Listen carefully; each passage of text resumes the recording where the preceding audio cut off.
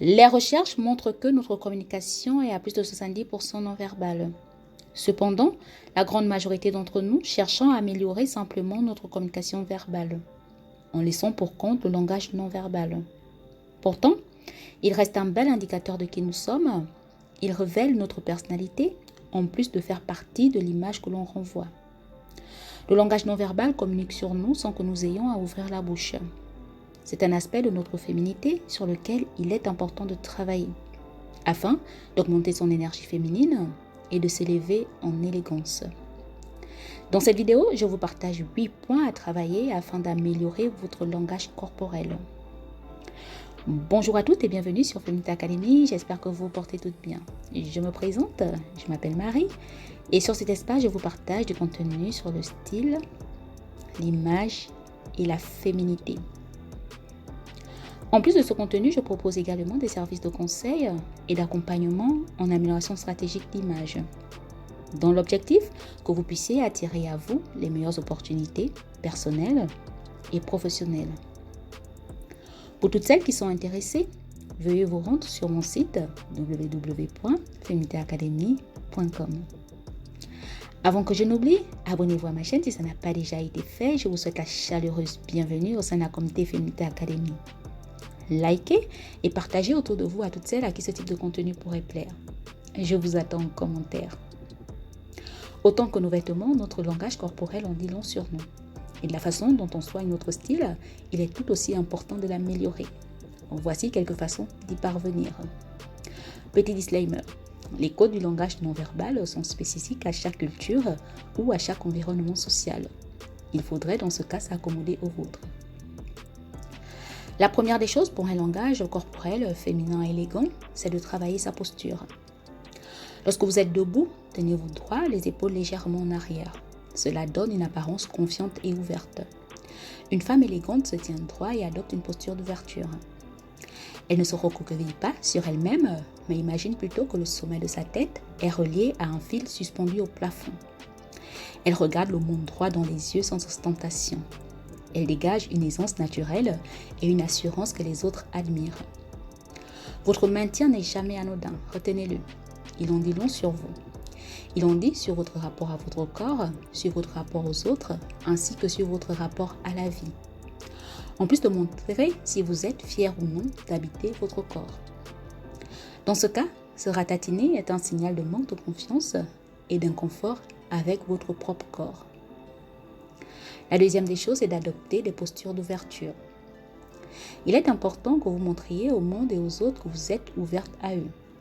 Pour cela, il faut bannir les postures de fermeture et adopter bien sûr les postures d'ouverture. Pour y parvenir, maintenez-vous droit, les épaules détendues. Votre menton doit être parallèle à vos pieds. Baisser la tête, dans certains cas, peut être perçu comme un signal de fermeture.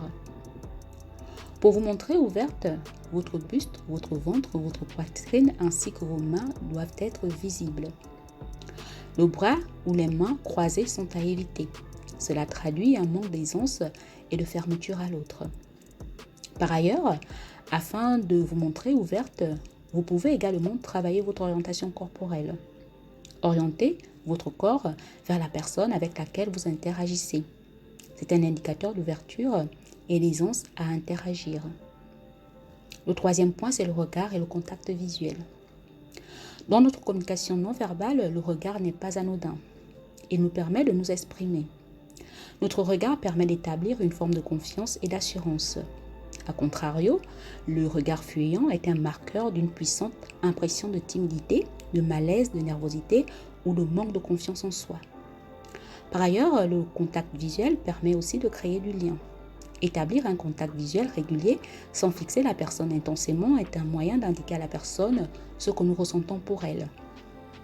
Le contact visuel peut indiquer l'approbation, l'intérêt, le respect, la compréhension, la séduction aussi.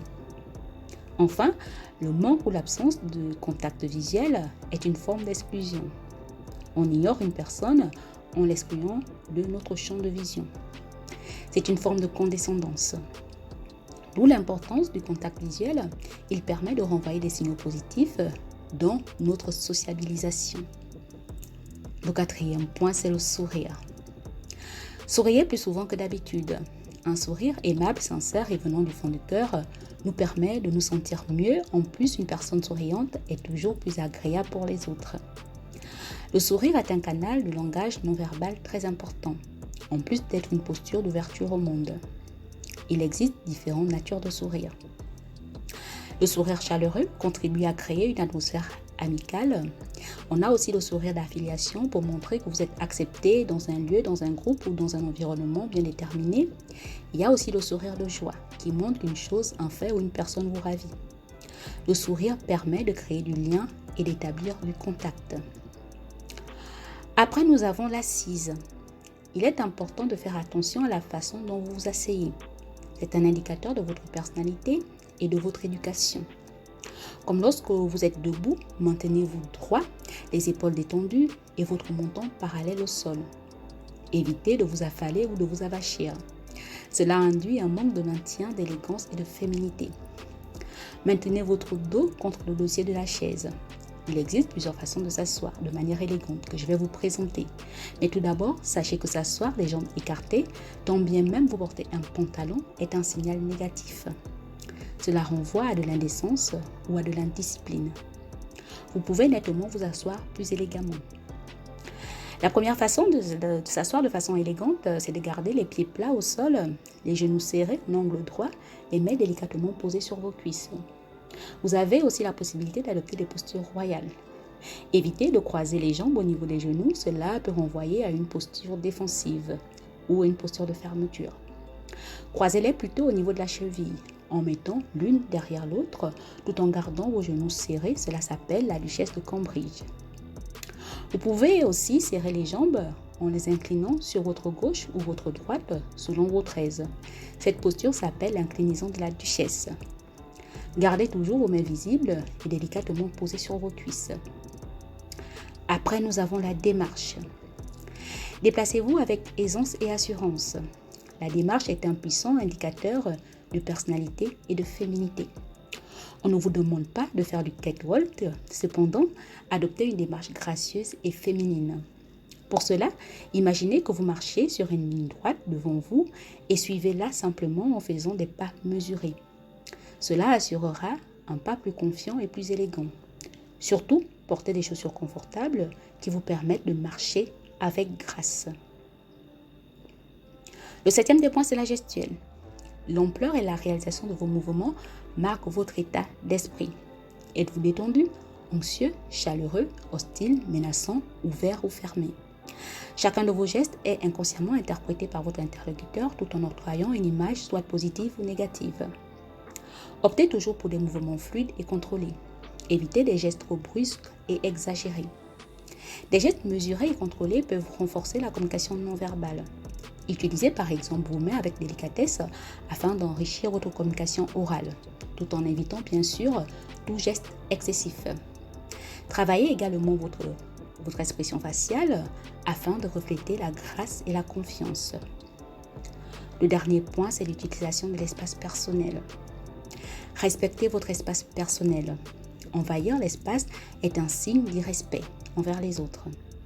Soyez conscient de l'espace personnel de tout un chacun et évitez de vous tenir trop proche des autres, sauf si la situation le nécessite. Respectez l'espace corporel de tout un chacun sans être bien sûr distant. Trouvez le juste équilibre. Adaptez-vous également à chaque espace ou à chaque environnement en vous montrant à votre aise. Il peut arriver que l'on soit émerveillé par la somptuosité ou d'un espace ou d'un endroit. Essayez tant bien que mal de vous y adapter et de pouvoir s'y mouvoir le plus naturellement possible. Donc voici quelques suggestions qui peuvent vous aider à nettement améliorer votre langage corporel. N'oubliez pas qu'avoir un langage corporel élégant et féminin se travaille. On peut agir là-dessus.